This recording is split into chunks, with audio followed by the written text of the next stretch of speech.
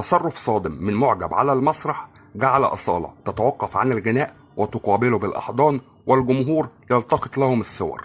وقبل الخبر اللي لسه ما اشتركش في قناة أخبار الفنانين مع نادين يشترك عشان يعرف كل جديد ويحط اللايك والكومنت. أحيت الفنانة أصالة حفل غنائي في المملكة العربية السعودية بمدينة القصيم، وفوجئت أثناء الغناء بأصغر معجب لها يصعد على المسرح وهو يبكي ليلتقط صورة معها. وتداول الجمهور فيديو للمعجب الصغير الذي ظل يحيي أصالة طوال الحفل، وكان يجلس في الصفوف الأمامية ثم صعد على المسرح وهو يبكي من فرحته لأنه حقق حلمه بمقابلتها. واحتضنته أصالة وأخذت الصور معه. ورغم استمرار الطفل المعجب في البكاء لكنه بدأ يتحرك ويرقص على غنائها وسط تفاعل كبير من الجمهور.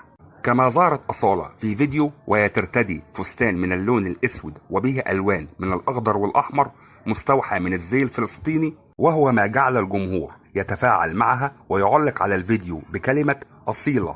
وآخرون علقوا لفتة تضامنية رائعة منك يا أصالة. وعلى جانب آخر طرحت الفنانة أصالة أحدث ألبوماتها الغنائية والذي يحمل اسم لحقت نفسي على موقع يوتيوب وعدد من المنصات الموسيقية.